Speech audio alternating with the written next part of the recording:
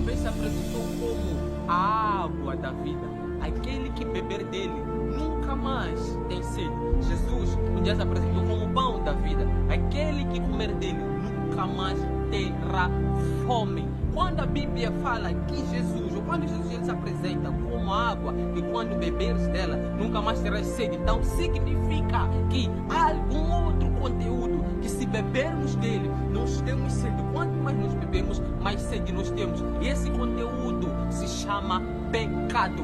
Quanto mais você pega, mais você se afunda, mais você vai morrendo.